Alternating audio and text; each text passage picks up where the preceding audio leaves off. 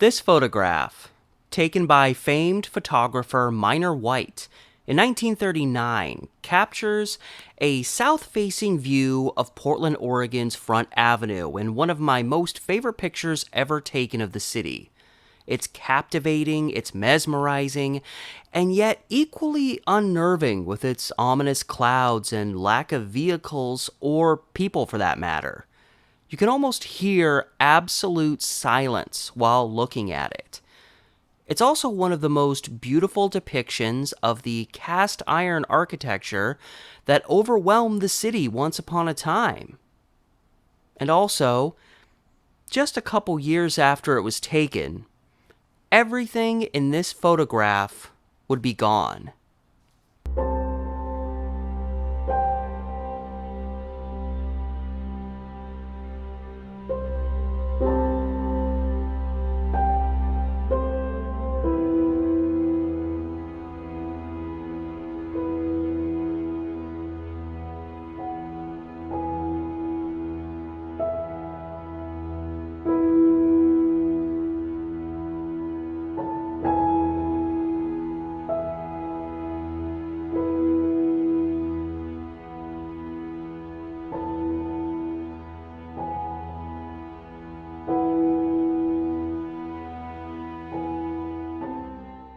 Captain John H. Couch, early Portland settler, saw the young town's potential to thrive in ways that many others didn't.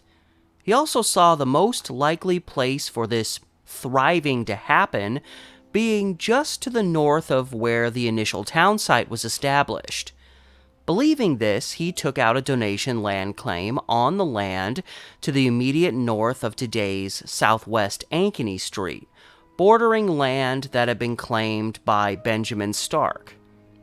Couch's projections would have merit to them. While the main commercial district of the city today is further south and more inland from the waterfront, back in the city's earlier years, its main commercial world was down by the waterfront, stretching north towards Burnside Street. This made sense as Portland was a port town, and thus thriving businesses, especially those involved in the importing and exporting of goods via the waterways of the world, were staged close to its river, the Willamette. And while the city was still young, incorporated in 1851, it would be introduced to an architectural style that would eventually take over its skyline. Early wood structures would be replaced, gradually, by detailed, ornate, towering pieces of architectural beauty, cast iron buildings. In this picture, taken during the, at the time, greatest flood in Portland's history, in 1876, we can see the blending of wood structures with the more ornate cast iron structures. In one of my earlier videos, I discussed the history of such buildings in Portland, only realizing sometime later that the ending of it got messed up. I still don't know how.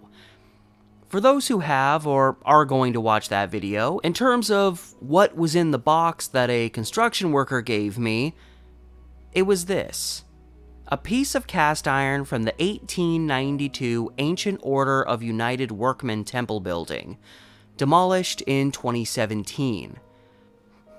Anyway, I fell in love with this type of architecture, but as I visited several places where such structures once stood in my video, one area I barely covered was the area along Front Avenue near the river north of Stark Street.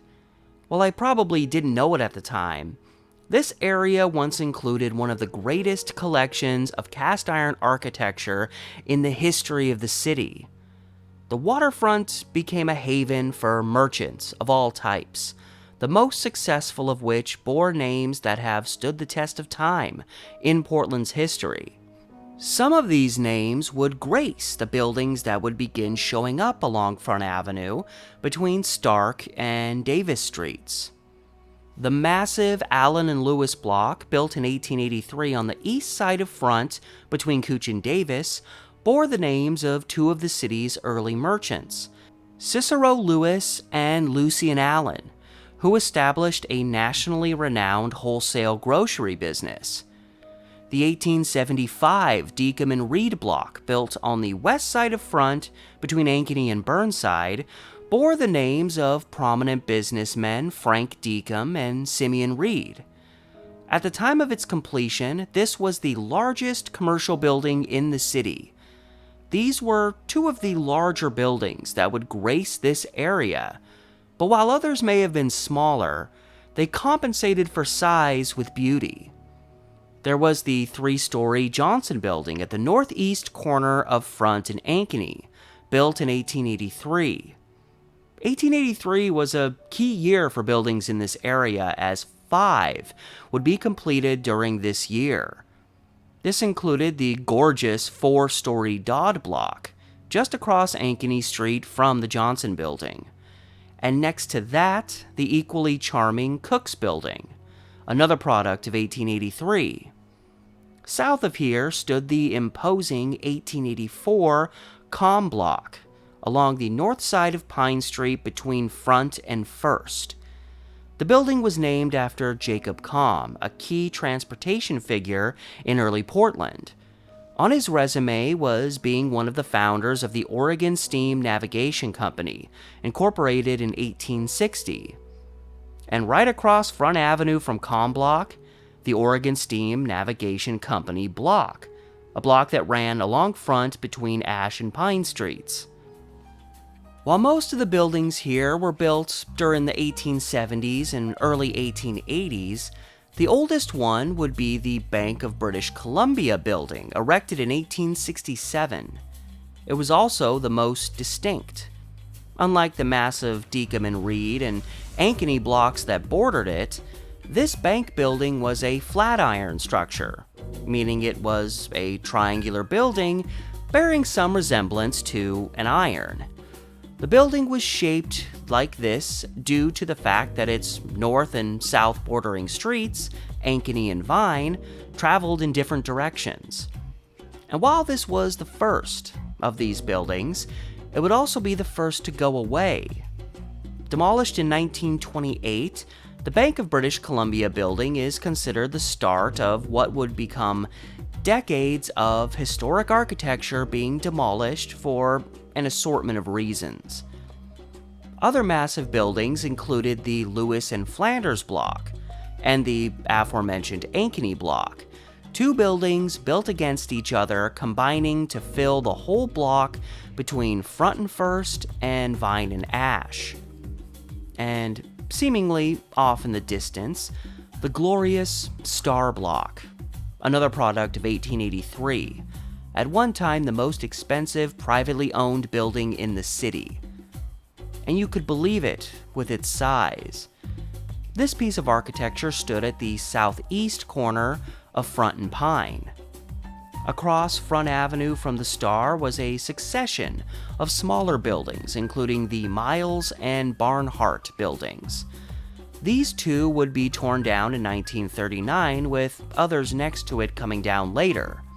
But fortunately, the two southernmost buildings on this block avoided the same fate.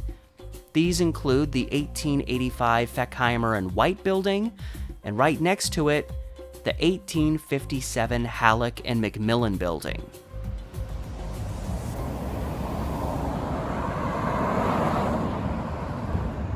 Miles building was right here, the Barnhart, and then the other one. So, they replaced cool old architecture that kind of looks like cool old architecture.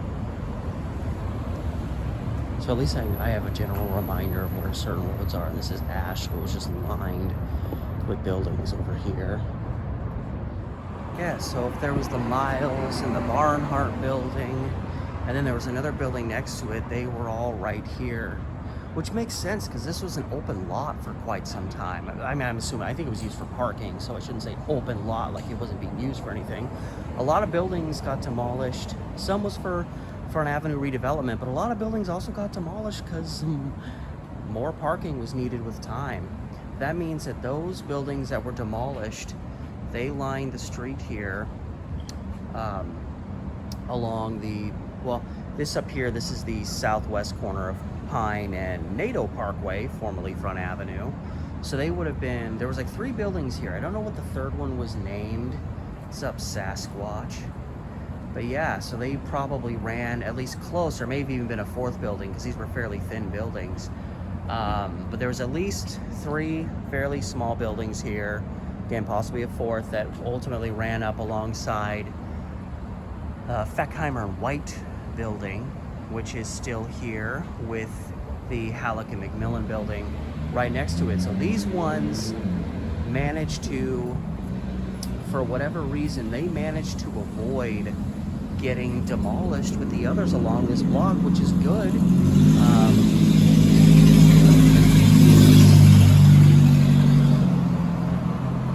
The Feckheimer and White building, this was built in the 1880s, so historic, but I mean, this one was built in the 1857. So, you know, had they been, you know, a little more demo crazy than they turned out to be, they may have just said screw it and torn this down too. There wasn't anywhere near as much interest in historic preservation as there is now.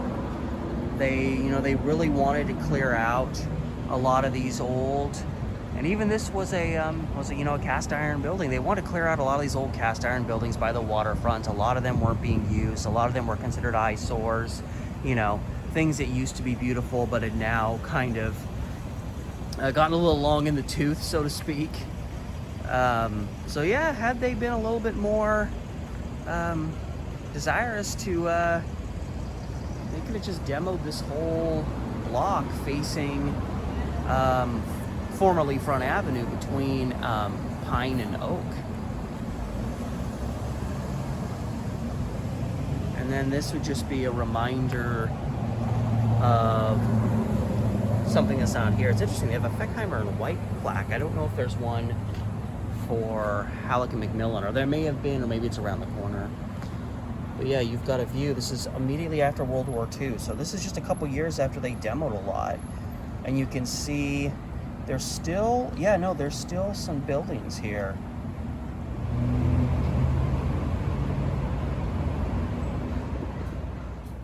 Portland's oldest, still-standing commercial building stood only feet away from the oblivion that had taken the rest of the block. Converted into parking for a long time, in 2018, 2 new buildings would finally fill this space. And what I love about them is that they were built to look similar to cast iron buildings. Not as ornate, but nostalgic enough.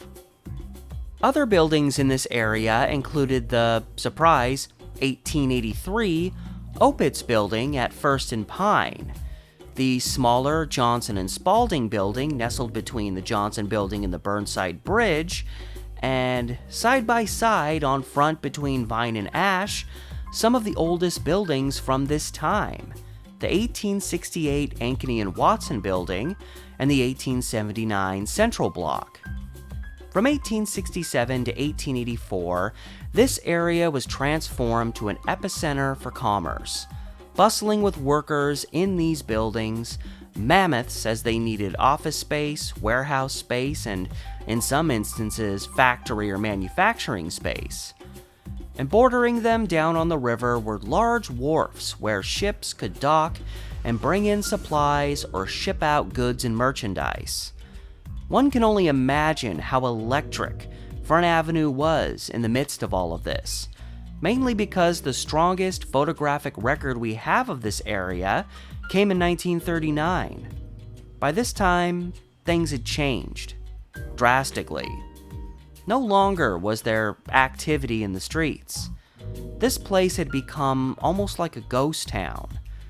Boarded up windows, signs warning you to stay away from walls, grass and weeds on the sidewalk out front. What had happened? Well, it's a classic story of an American city. Every one of them has that, hey, remember when this was the heart of the city type story. With time, things inevitably change.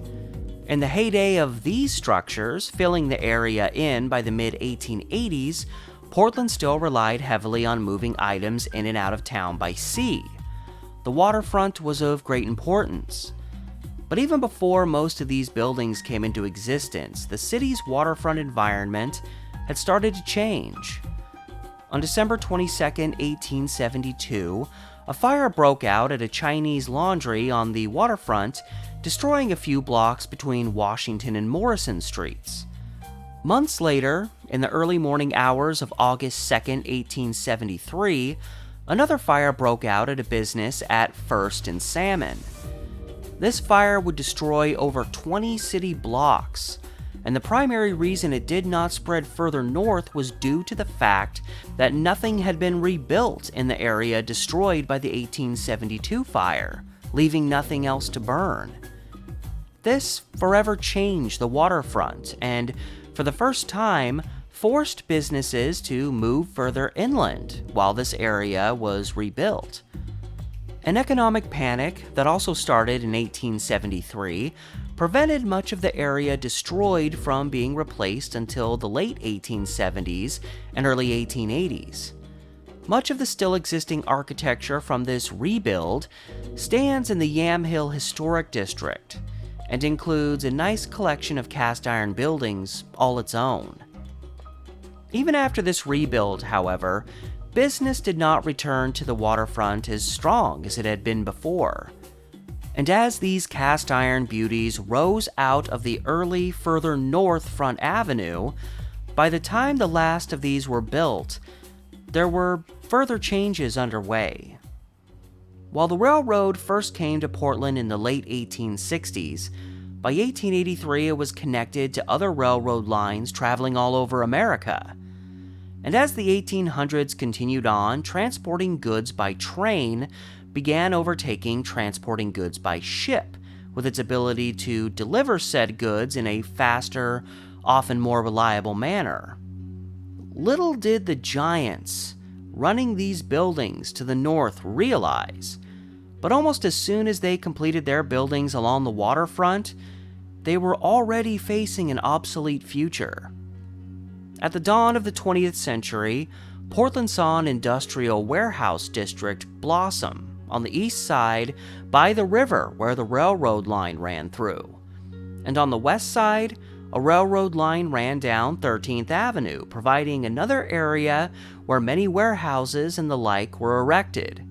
These areas were the successors to these large structures down by the river, serving a similar purpose but for the modern method of transporting goods. An architectural shift would take place in Portland at the dawn of the 1890s as well, leaving the great cast iron age behind in favor of Richardsonian Romanesque brick-centered structures. Many new businesses that came along set up in newer, more modern buildings, as these buildings by the waterfront became more and more aged and trapped in the past.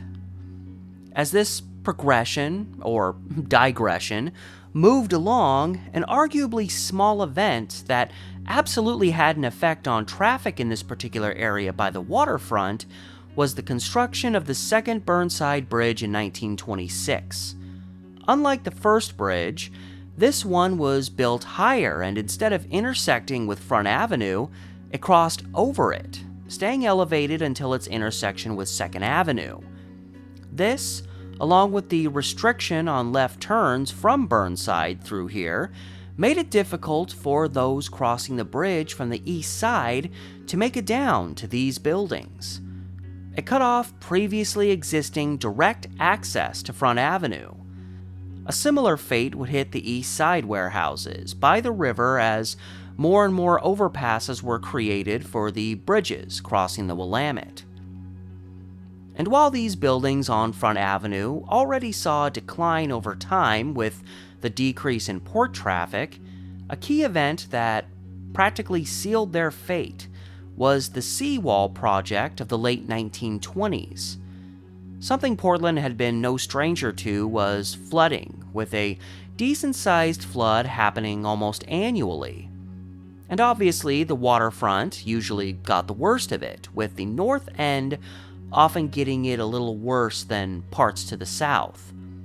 These buildings on Front Avenue often took the brunt of what these floods could offer, but that would mostly go away with construction of a seawall. The counter to this benefit, however, was that the wharfs that lined the river behind these buildings, already deteriorating, were destroyed for this seawall construction. So by the end of the 20s, these buildings, strategically built where they were to import and export goods via ships on the sea, lost their primary method of connecting with those ships. It's not like there was a lot going on in this area anyway by then. After these early businesses moved inward after the fires of the 1870s, this concept of moving away from the waterfront only grew. And it made sense, as pre-seawall, it made it less likely that businesses would be as affected by flooding. And with time, fewer and fewer businesses needed to be down on the waterfront. The city's commerce, as it is today, had moved inland and south from where these grand buildings once stood. So not only had they lost their main connection to the river, but there was not a lot of hope by the dawn of the 1930s that these buildings had any kind of prosperous future ahead of them. At a distance, these buildings still look stately and stable, but when one takes a closer look, we see the neglect, the absence, the for lease signs, the nature slowly taking over. By this time, many of these buildings were partially or completely vacant. More often than not, they were used for dead storage. Mostly empty and bordering on the city's Skid Row neighborhood, these buildings also became havens for the homeless. For almost the entirety of these buildings' existence, they were right around the corner from Skid Row, which blossomed as a haven for sin in the late 1800s. Even the nicest hotels around here would fall victim to crime, with most other places serving as saloons, brothels, and substandard residences, be they houses, hotels, or rooming homes. And lest we forget all that Shanghaiing that was going on in this area. Those businesses that left this area had the added benefit of leaving an economically stagnant site, as well as getting away from Skid Row in the process. By the end of the 30s, the life had already been sucked out of this place for quite some time. And obviously, the Great Depression did not help things. And speaking of the era of the Great Depression, this representation, this record, would be considerably more vague and only modestly represented if it weren't for the man whose work helped inspire my look into this history. This man was Minor White. Much of his Portland work has been made available by the Oregon Historical Society's digital collections. Born in Minnesota in 1908, he would come to the West Coast in 1937 with little more than a camera amongst his possessions. But not long after arriving in Portland, he was given a job tied to the Federal Art Project, which was established as a part of the Works Progress Administration, or WPA, created during the Depression. White was given the job of documenting Portland's historic buildings. With a camera, many just take pictures. Others are photographers. Minor White would capture an irreplaceable record of the city at the end of the 1930s, with many of his pictures taken of the area that I am focusing on in this video. Without his work, I don't think this video happens. And with his desire to do more than just document places, his images are gripping, moody, and captivating. And a lot of what he photographed would go away in the coming years, including the Portland Hotel, demolished in 1951. While White wouldn't stay in Portland long during this venture, he left an indelible mark on the history of Portland going into the 1940s, including this one-time bustling part of the city's early skyline. Specifically, he captured several photographs of buildings being demolished in the area, some from inside the buildings themselves. In particular, he photographed the demolitions of the Deacom and Reed block, Miles building, Barnhart building, and the Opitz building. And even by the time of White's arrival in Portland, the block that included the Lewis and Flanders block and the Ankeny block was already empty. In this aerial view from 1935, we can see an open space where these two buildings once were, replaced with parking. And that was a very distinguishing factor in terms of the history behind how these buildings gradually went away. The buildings on the west side of Front Avenue, compared to those on the east side, went down at different times and for different reasons. While the buildings lining the avenue between there and the river remained intact going into the 1940s, several on the west side were already gone, almost exclusively to create parking. This was the case where the Miles and Barnhart buildings were, a site that remained parking until 2018. The 1920s marked the first great explosion in automobile ownership, bringing a new form of congestion to the city and creating an ever-growing issue with regards to where were all these people supposed to park while in the city. The city of Portland would see so much historic architecture all over the downtown area vanish in order to become parking. Even the Portland Hotel wasn't safe from this. As these buildings along Front Avenue began to disappear in the late 1930s, we were seeing the early stages of this. One exception to this, as makes sense considering its shape, was the block that the Bank of British Columbia was located on. Occasionally, a car or two might be parked there, but it was not transformed specifically into parking. In fact, it wasn't really transformed into anything until 1948. At this time, at least, the land was acquired by the city of Portland, and the site would be converted into Ankeny Plaza in 1978, which it remains to this day. And on site are several remains related to the city's one-time cast iron glory. In particular, a few columns from the 1883 Smith and Watson building that was located on 1st and Main Street, demolished in the 1970s. I spent some time here, taking it all in when I shot that old video about the city's old cast iron buildings.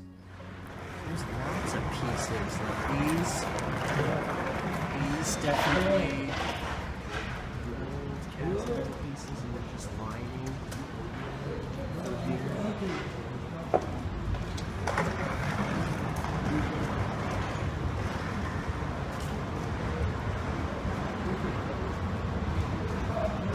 There's plaques by them, but I can't really see the plaques because this is gated off. You got this big tree here.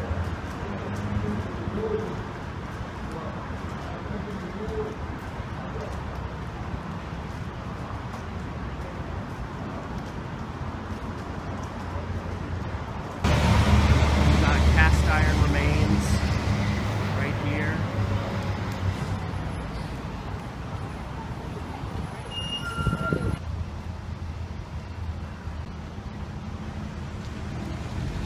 And then there's some more right behind me.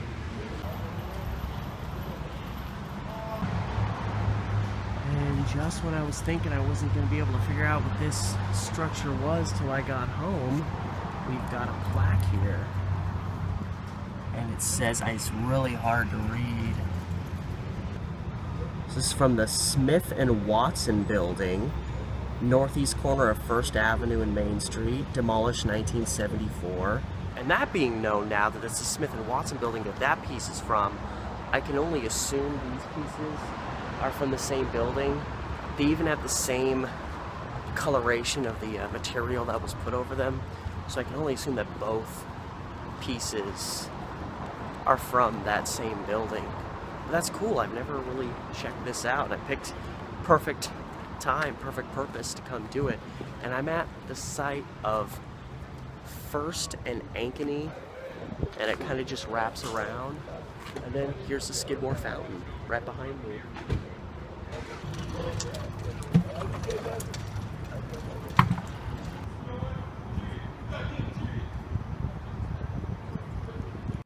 And so before I get to these last places, you've got the remains of one of the buildings back there, and then you've got the still standing archway that's right next to the New Market block through here, which was built in 1872 to be a theater. Still at Ankeny and First Street, and I just wanted to show you this cool area.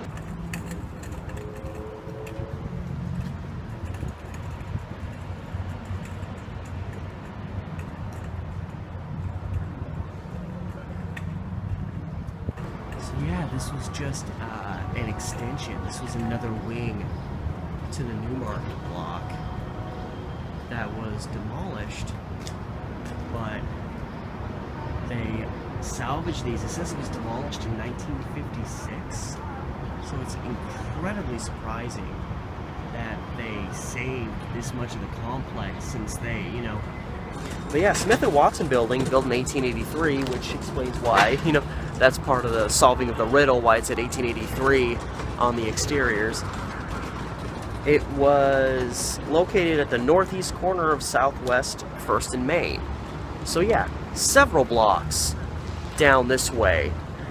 Pretty much on the, not even really in Old Town, kind of past the Yamhill Historical District.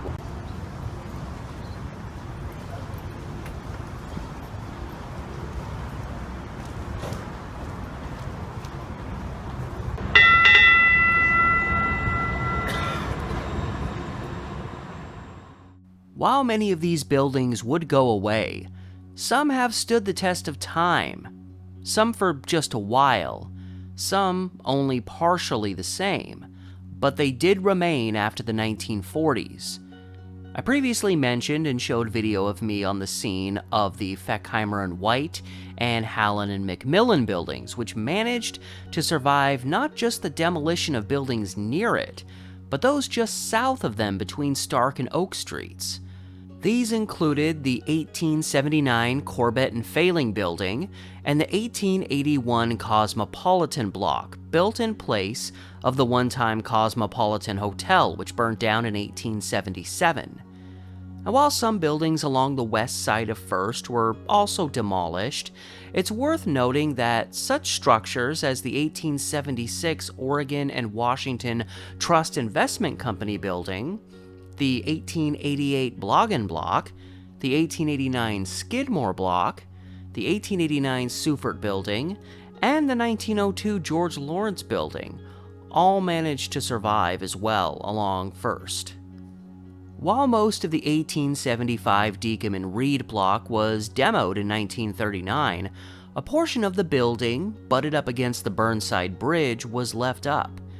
This portion would go under the name of the Helm Building, and last on this site for several more years, when it went out with a bang. Around midnight, on June 23, 1968, a massive explosion blew the back wall out of the Helm and left the place in a shambles. Fortunately, with the timing that this event occurred, no one was killed in this explosion, which would later be deemed to have been incendiary in nature.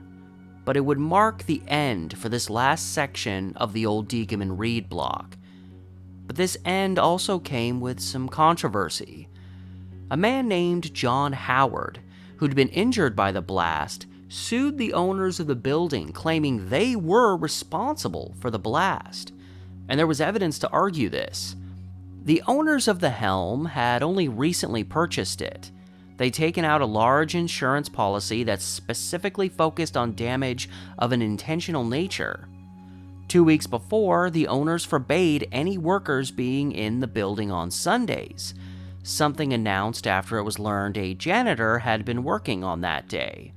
And the explosion happened on a Sunday, at a time when janitorial staff might have been there.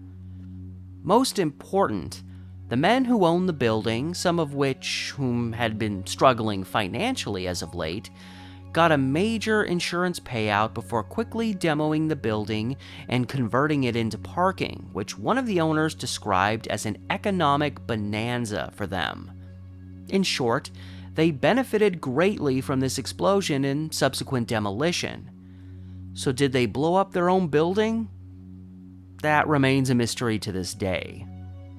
But while the building is now considered completely gone, there is one subtle little reminder of the behemoth that was the Deacon and Reed block. So you can see this right here, this kind of sudden shift between, it seems like you've got two things together that maybe like shouldn't necessarily be together. You can even see up here, this little piece here doesn't really fit with this, and there's a reason for that, and that is because there used to be a building between here and Burnside, I can't remember anything anymore, Burnside Bridge, and this is what is left over of that building. And well, what happened here is actually kind of an interesting story. In terms of impressiveness, the most distinct buildings to survive this period of eradication are the 1883 Bickel block at Front and Cooch and the 1872 Smith block located at Front and Ash. While still around and looking great for their age, both of these buildings would fall into disrepair over time, just asking for the wrecking ball. But they both managed to survive on. The Bickel block was built for confectioner Frederick Bickel, an associate of Frank Deacon, who was also involved in the confection business. In this building's case, it and surrounding buildings were leased by the University of Oregon, and in 2008, work would be completed on a renovation of the building, saving it from a rough past. The Smith block was named after its original owners, William K. and Joseph Showalter Smith. The latter of these two would serve on Oregon's House of Representatives, as well as being appointed U.S. Attorney for the Washington Territory by then-President James Buchanan. The Smith block would see its northwestern section along First and Ash removed for parking in 1955, but the Front Avenue-facing portion of the building remains. But even by the time of this circa 1980 image, the place was in rough shape. Some work would be done on it during the 80s, but like Bickel block, it would receive a facelift with work done in 2008. And they both remain to this day as beautiful reminders of a long-vanished past.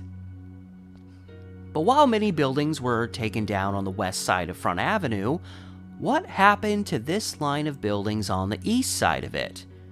Sure, Waterfront Park runs through here today, but that would not be completed until the end of the 70s, and all of these buildings were gone by the early 40s. So, what happened? Well, we must remember, no matter the circumstances, the appearance of the waterfront has been a key issue for the city of Portland. And for a long time, the waterfront presented mostly a view of dying down wharfs and the crusty backsides of these waterfront buildings, much less attractive than their front ends. It had been recognized for quite some time that the waterfront needed a change, and as the 1930s went on, the need for an upgrade to Front Avenue also became a key issue. Going back to the mid-30s, discussions were had about widening Front Avenue to alleviate traffic congestion. This would continue to be pushed by the city more and more over time, with one of its greatest supporters being then-Mayor Joseph Carson, who was known to shout people down who spoke out in opposition of the idea. He laid out a plan wherein for every dollar the city spent, $4 to $5 would be contributed through a combination of the State Highway Department, the Federal Bureau of Public Roads, and funds from the WPA. It was felt this widening project would both alleviate traffic and beautify the waterfront. It was the early days of the heyday of the highway. Oh, try saying that 3 times fast. Whether a widened front avenue truly beautified things, it did give the city a reason to do away with these old dinosaurs of the 1800s.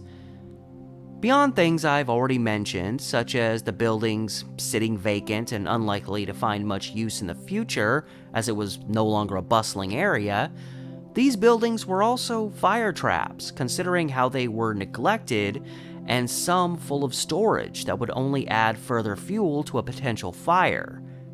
Beyond asking for a fire, which, with how these buildings were placed against each other, would have led to massive damage, as cast iron structures, beautiful though they were, had a reputation for being potential fire traps.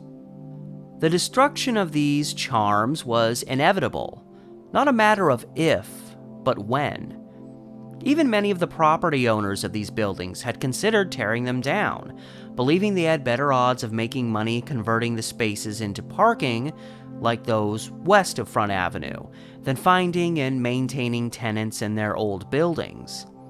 Unfortunately for them, parking lots would not be in the cards, but an opportunity to sell their land would be. And the Front Avenue widening project became popular fast. So popular that as a public vote approached in May 1940, some articles described it as a foregone conclusion that it would pass. It was even felt this project would bring a business boom back to Front Avenue, something that didn't quite happen, and wasn't really possible with the plan they had in place. An artist's rendering of how the waterfront was to look was published in the last Sunday Oregonian, published in the 1930s, showing an outline that might look familiar to you if you're an older Oregonian or someone who knows their history.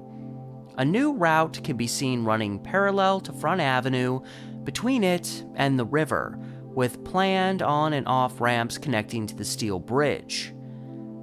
Yep, these were the early stage plans for what would become Harbor Drive. And between Front and Harbor would be blocks of green space to serve a park-like function, with exception to the blocks where the 1933 Portland Public Market was located. When completed, Harbor Drive would run between the steel bridge and connections with the Ross Island Bridge and Barber Boulevard, and was projected to cost around $4 million. But again, the city of Portland would only be paying a fraction of that. On May 17, 1940, as projected, the Front Avenue Project, or Waterfront Improvement Project as it was also called, was passed by voters by a vote of 65,121 yes votes to 34,807 no votes. The project was approved. Nothing could stop it now. So, of course, immediate problems arose. With the passing of the project, it was a foregone conclusion that the city would obtain these old buildings along the east side of Front Avenue and knock them all down. This ended up bringing about another concern in relation to the state of these buildings. That being the belief that there were thousands upon thousands of rats living in these buildings. There were genuine concerns that with these buildings being torn down, that hordes of rats would just disperse into other parts of town. What was described as a war council was formed to address the issue, and exterminators were sent into these buildings ahead of time to deal with the issue. So that one got handled. But then there was the issue of removing railroad tracks that had been running down Front Avenue for decades.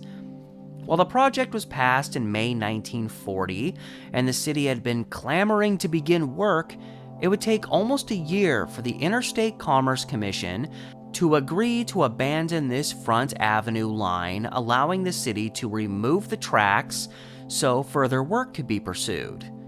Needless to say, voters were kinda pissed. "We want action, not quibbling," was their rallying cry. The city even hoped to profit at least a bit through tearing these buildings down and recycling some of the materials. But when the wrecking company went in and came back to the city with their findings, it did not paint a pretty picture.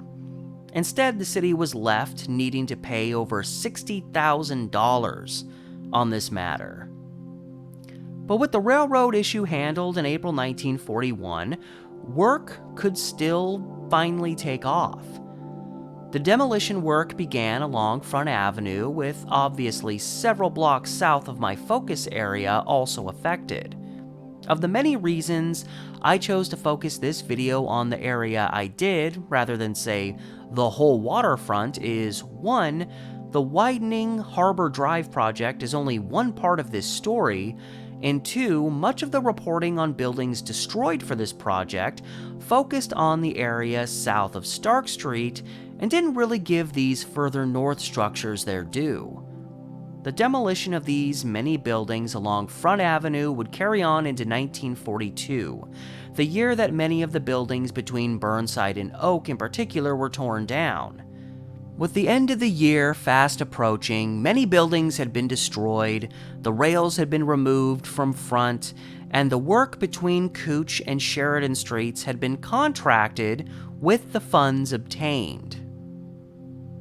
And then, a little historical event you've maybe heard about took place on December 7th, 1941. That being the attack from the nation of Japan on Pearl Harbor in Hawaii, the event that brought the United States into World War II. This would lead to the rationing of many resources and materials, especially those that were more scarce. One benefit of all these buildings being demolished was that some of their materials were recycled to help in the war. The demolition of the Allen and Lewis block alone yielded 1,200 tons of cast iron and scrap metal for the war effort. On January 5, 1942, Oregon's State Highway Commission, in a meeting at the Imperial Hotel in downtown Portland, decided to halt all new construction projects. Because the Front Avenue project had been funded to a point, that work could continue to be done, but it meant an indefinite hold on Harbor Drive reaching the Steel and Ross Island bridges, as well as Barber Boulevard. So while Harbor Drive would be opened with some fanfare on November 20th, 1942, everyone understood that the work was not yet done.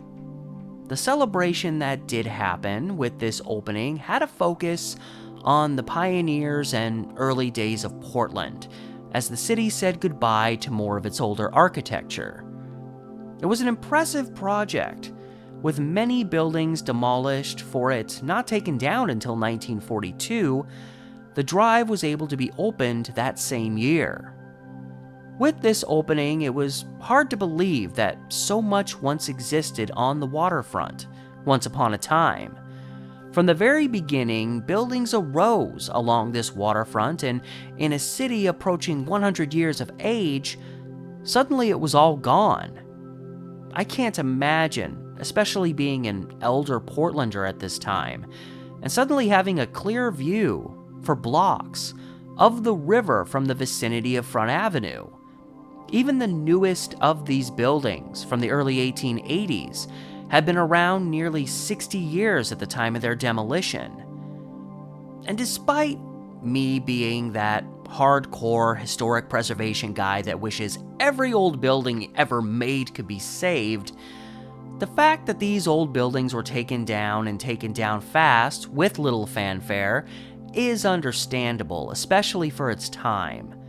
There was nostalgia for this place, but it was nostalgia with understanding. One newspaper simply expressed that to make way for the benefits of the 20th century, things from the 19th needed to be left behind.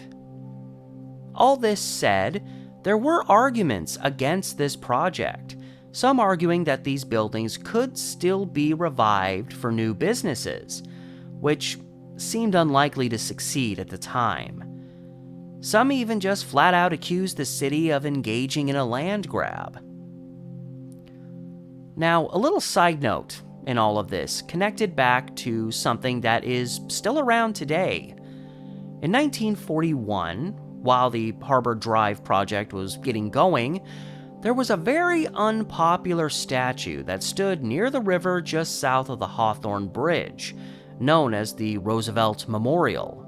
I did a little video about that, and when this statue was taken down to be put in storage, what actually happened to it lingers in mystery, as it has not been found since. As this was going on, there was a push being made to possibly relocate the 1888 Skidmore Fountain to the site where the memorial once stood. This push would be struck down along with various other suggestions to move it to the Park Blocks or even Washington Park. The Skidmore Fountain was a city treasure. When local Stephen Skidmore gave the city $5,000 to produce a drinking fountain for the city, Portland took it and ran, erecting what we have today for a grand total of $18,000. A large portion of this extra money would be provided by local banker Tyler Woodward. He provided these funds with the caveat that the fountain be placed opposite land that he owned on First Street. And that's why the Skidmore Fountain is located where it is today. But with all these buildings surrounding it disappearing one by one, there was concern from some citizens as to the fate of the fountain.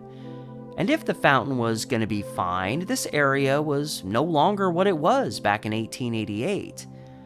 This was another motivating factor in terms of people wanting to move the fountain, was that it deserved something more than a mess of empty lots, parking lots, and a busy highway by the river. But while some citizens desired relocation, the city was never behind it, and thus it never moved. While today we can look back at all of this with different eyes and feel for all the architecture that was lost in this area, as well as in several other parts of town, at the time these buildings were in disrepair in an area unlikely to revive itself anytime soon. And while it was seldom discussed at the time, many of these buildings had likely developed structural issues that would make them potentially dangerous and expensive to repair. The greatest tragedy of this whole thing, which is itself understandable for its time, is that all these remarkable structures were allowed to fall into the state they were in by the 1930s.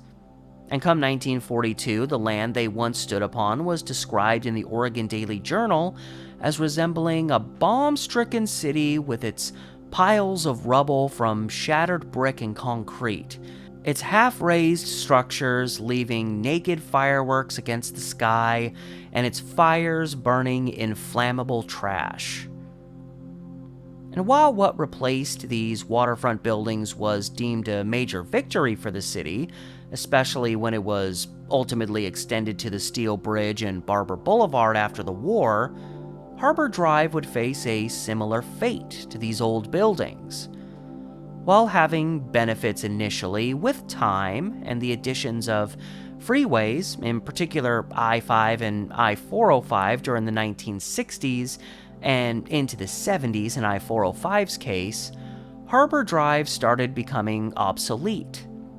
An ongoing issue was noted that pedestrian access to the waterfront was practically non-existent. Even some of the green space between harbor and front was difficult to access, and honestly, who could enjoy a park-like experience on a thin grassy patch crammed between two busy highways? The Oregonian expressed that the seawall is all but impossible to reach.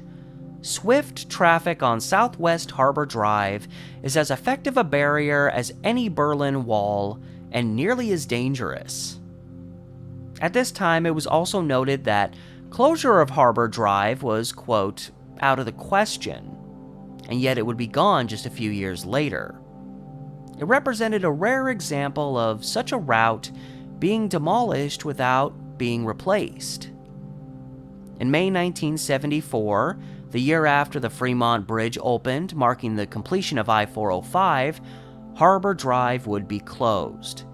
And this finally opened things up for the Tom McCall Waterfront Park to become a reality. It It was also during this time that efforts to preserve the city's remaining historic architecture really took off, even though those seeds were planted in the 60s. It allowed us to look back in grief at all we had lost, but it also created a new culture and perspective that allowed for the preservation of that which still existed. And so we can venture into this area and still see the Smith Block, the Bickel Block, New Market Block. We can go south and see the menagerie of post-1873 fire architecture that lines First Avenue between Morrison and Taylor Streets.